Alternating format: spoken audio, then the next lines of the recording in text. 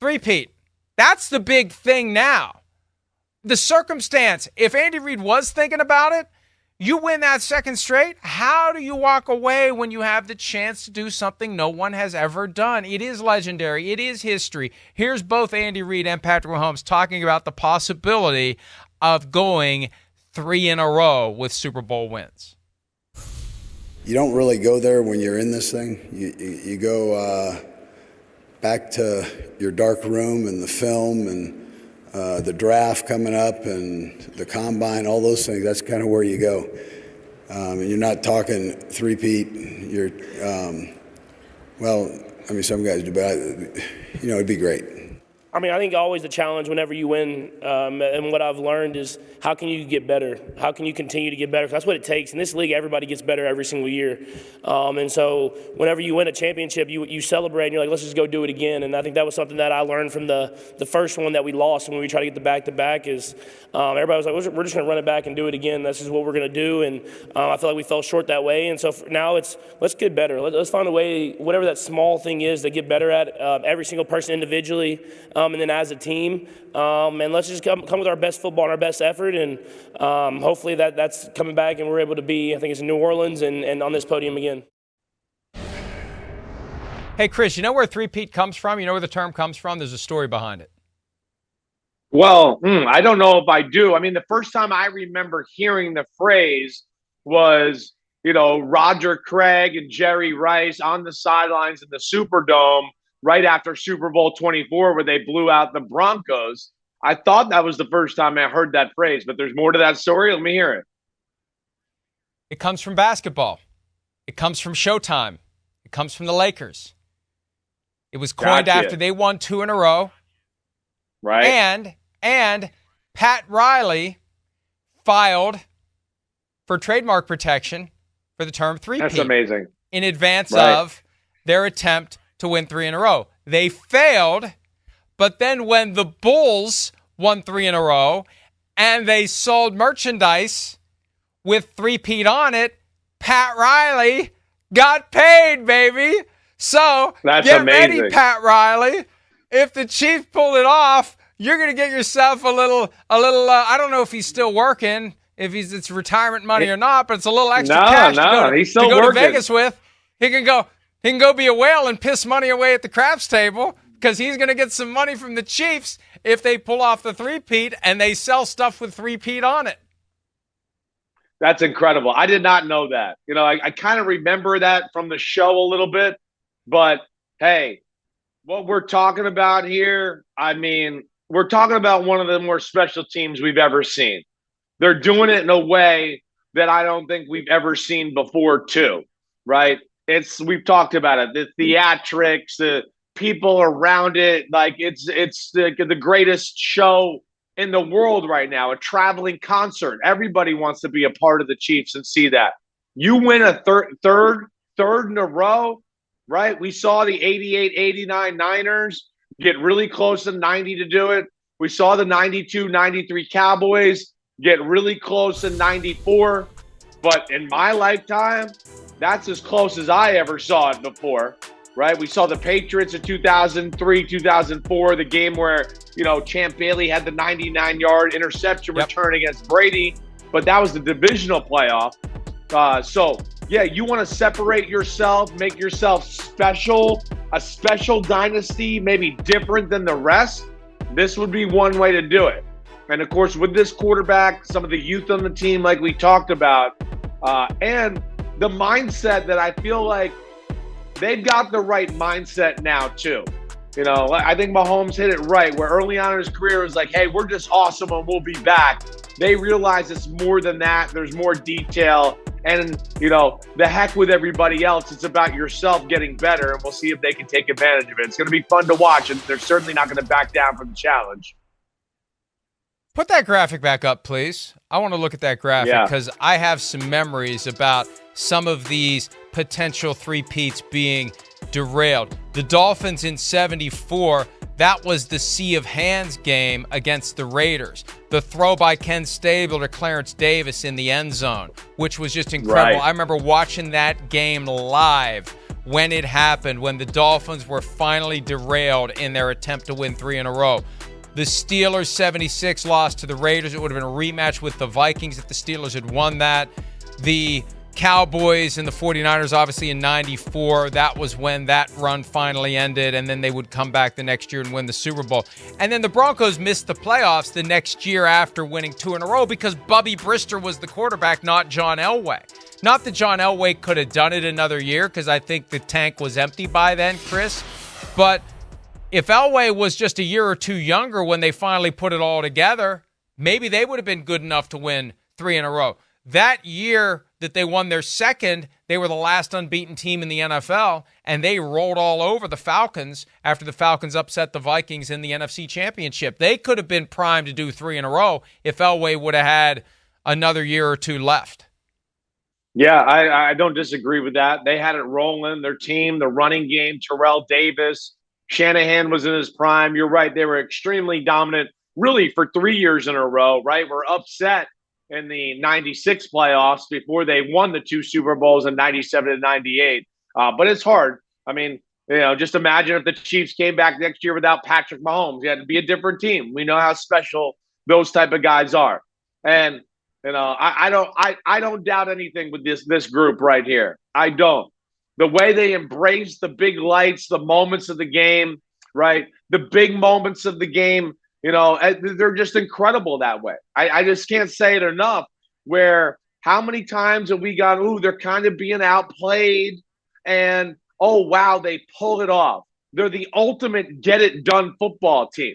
And I don't think anything reflects that more, too, than what we're seeing from, Mahomes, Mini Goat Jr., whatever you want to call him, one of the greatest ever, in the fact that, are you kidding me already that, here's perspective.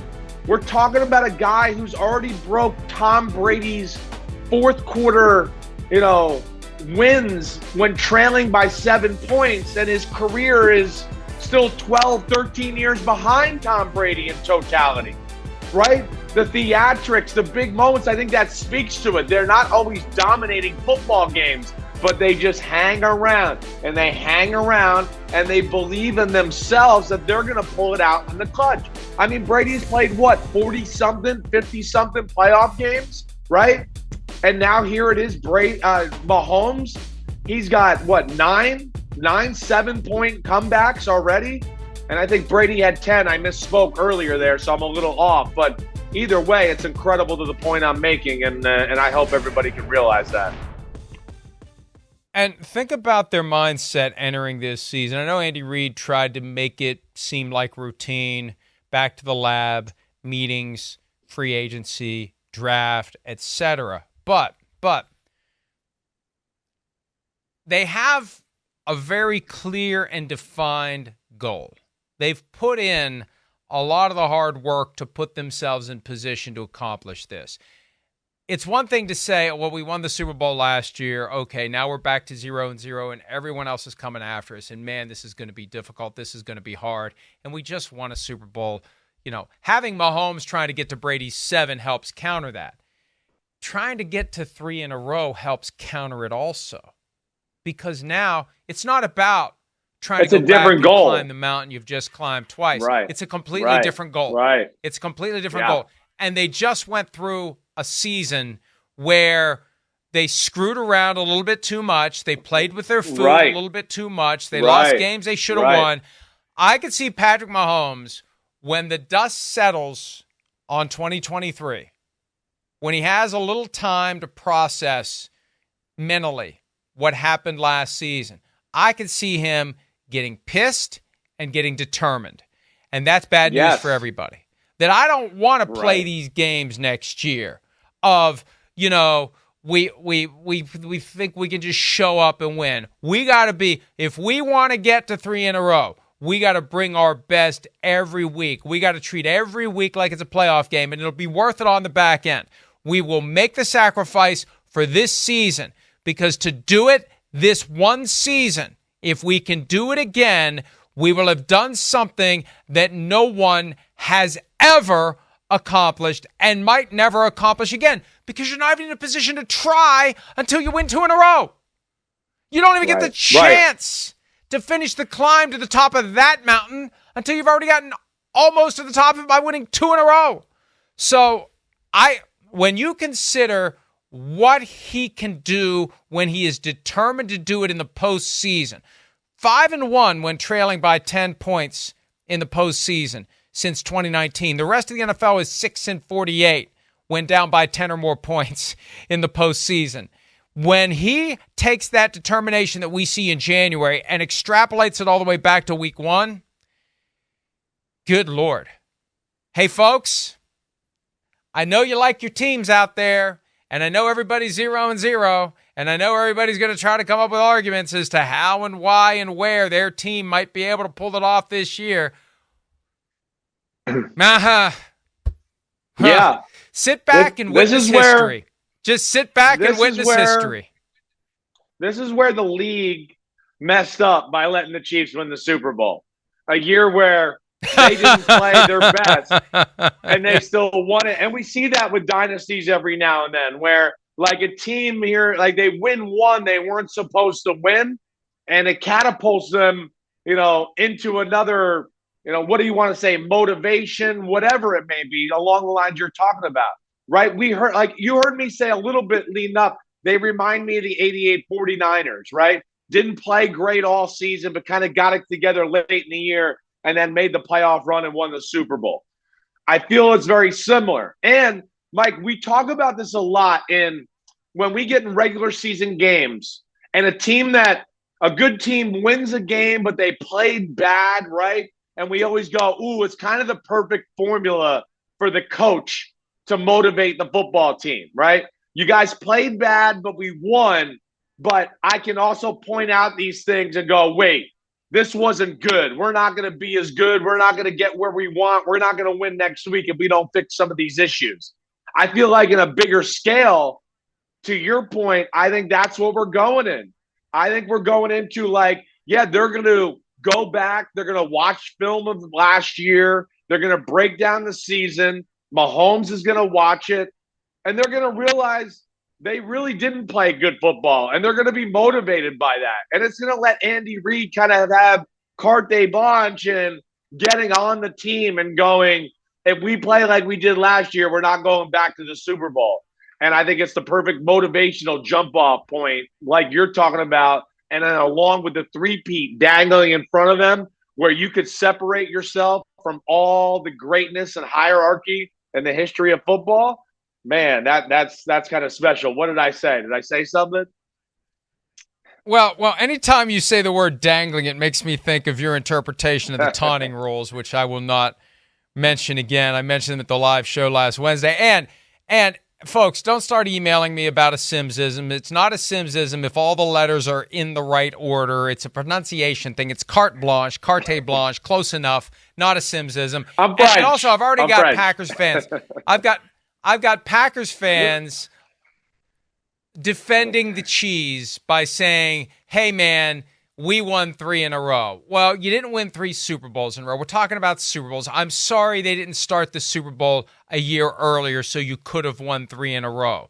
This is about Super Bowls. I don't care about NFL championships. This is about Super Bowls. Nobody's won 3 in a row. That's the conversation we're having. That's the history that the Chiefs are trying to make. 3 straight Super Bowls is something no one's ever done and might never do, and this is their chance. And I can see Mahomes, Chris, saying, send me to work out with these receivers. I want to know the top 20 receivers you're looking at. I'll go see all of them. I'll go throw with all of them. We're going to find the right guys to come in here. So I don't have to worry about Chubb's Tony dropping passes. And I'm surprised he's even still on the team. Yesterday was the opening of the waiver period, although I think they're probably going to try to trade him before they would just cut him. But Mahomes, I think, is going to be fully engaged. He's going to be determined. Why wouldn't you be? Why wouldn't you be? You are on the brink. You owe it to yourself and your legacy. And you want to separate from Tom Brady? You want to do something Tom Brady's never done? You might not get to 7, but you can get to 3 in a row. Something he never did and something he never will do. So, Chris, it's funny. I hadn't really thought about it until we started having the conversation. There's so much to process and talk about in the aftermath of the Super Bowl. I think the Chiefs are going to be even better next year. I do too. I don't doubt that at all. Yeah, I expected, again, I'd be erring on the side of, we talked about it. It wasn't great football. They're going to realize it. They played their best football at the end of the season. They're going to ride that wave right into the offseason. The three-peat's going to motivate them. And I think they're going to get a few new players in there, too, that are going to add to a little pizzazz through the locker room, whether it's free agency. And I think this is a year where I could see them using one of their first or second round picks on a wide receiver, right? You look at the rest of the roster and you go, where are really the holes? I know we got L'Jarius Sneed who needs to get paid. Chris Jones is going to want to get paid. But on defense, that side of the ball, they're really, for the most part, set up. On the offensive side of the ball, okay, maybe a tackle. We'll see what happens with Donovan Smith. I don't know, but they're okay there, right? I think the biggest thing for the Kansas City Chiefs, they get another receiver, another weapon on the offensive side of the ball. Wow, will they have a lot of talented football players and make every team they play worry about a lot of different things they can do. Hi, it's Mike Florio. Thanks for watching PFT on YouTube. Hit subscribe for the latest news and analysis from Pro Football Talk.